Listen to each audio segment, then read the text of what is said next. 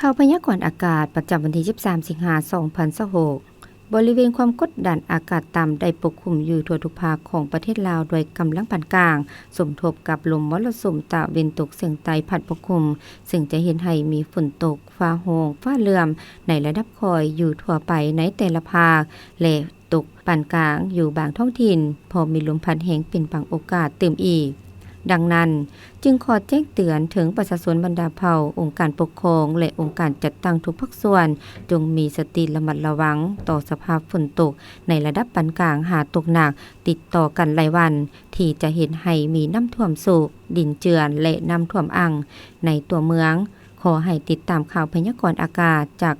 กรมอุตุนิยมและอุทกศาสตร์อย่างต่อเนื่องพยากรณ์อากาศแขวงพงศลีจะมีเฟื่อปกหุ่มหนาแน่นอุณหภูมิอยู่ที่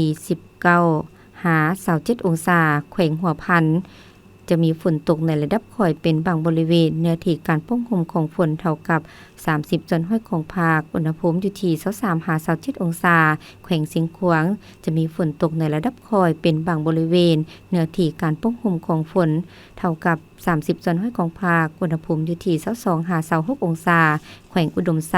จะมีฝนตกในระดับค่อยเป็นบางบริเวณเนื้อที่การปกคลุมของฝนเท่ากับ30 ส่วนห้อยของภาคอุณหภูมิอยู่ที่23-31 องศาแขวงบ่อแก้วจะมีฝนตกในระดับค่อยเป็นบางบริเวณแนวที่การปกคลุมของฝนเท่ากับ30 ส่วนห้อยของภาคอุณหภูมิอยู่ที่24-31 องศาแขวงหลวงน้ำทาจะมีฝนตกในระดับค่อยเป็นบางบริเวณเนื้อที่การปกคลุมของฝนเท่ากับ30 ส่วนห้อยของภาคอุณหภูมิอยู่ที่23-29 องศาแขวงหลวงพระบางจะมีฝนตกในระดับคอยเนื้อที่การปกคลุมของฝนเท่ากับ40 ส่วนห้อยของภาคอุณหภูมิอยู่ที่24-31 องศาแขวงไสยบุรีจะมีฝนตกฟ้าโฮงฟ้าเหลื่อมเนื้อที่การปกคลุมของฝนเท่ากับ50 ส่วนห้อยของภาคอุณหภูมิอยู่ที่25-32 องศาสำหรับนครหลวงเวียงจันทร์จะมีฝนตกในระดับคอยเป็นบางบริเวณเนื้อที่การปกคลุมของฝนเท่ากับ30 ส่วนห้อยของภาคอุณหภูมิอยู่ที่26-33 องศา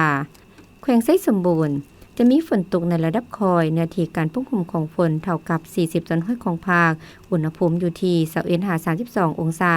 แขวงเวียงจันทร์จะมีฝนตกในระดับคอยเนื้อที่การปกคลุมของฝนเท่ากับ40 ส่วนห้อยของภาคอุณหภูมิอยู่ที่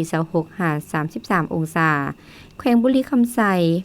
จะมีฝนตกในระดับคอยเนื้อที่การปกคลุมของฝนเท่ากับ40 ส่วนห้อยของภาคอุณหภูมิอยู่ที่26-32 องศาแขวงคำมวนจะมีฝนตกในระดับคอยเนื้อที่การปกคลุมของฝนเท่ากับ40 ส่วนห้อยของภาคอุณหภูมิอยู่ที่24-27 องศาสำหรับแขวงสวรรณเขตจะมีฝนตกในระดับคอยเนื้อที่การปกคลุมของฝนเท่ากับ40 ส่วนห้อยของภาคอุณหภูมิอยู่ที่25-32 องศาสำหรับแขวงจำปาสักจะมีฝนตกในระดับคอยเนื้อที่การปกคลุมของฝนเท่ากับ50 ส่วนห้อยของภาคอุณหภูมิอยู่ที่25-34 องศาและแขวงสารวันจะมีฝนตกในระดับคอยเนื้อที่การปกคลุมของฝนเท่ากับ40 ส่วนห้อยของภาคอุณหภูมิอยู่ที่25-30 องศาแขวงไส้โกงจะมีฝนตกในระดับคอยเนื้อที่การปกคลุมของฝนเท่ากับ50 ส่วนห้อยของภาคอุณหภูมิอยู่ที่26-31 องศาและแขวงอัตตปือจะมีฝนตกในระดับคอยเนื้อที่การปกคลุมของฝนเท่ากับ40 ส่วนห้อยของภาคอุณหภูมิอยู่ที่26-34 องศาลีโลเพชรสมภูอ่านสบายดี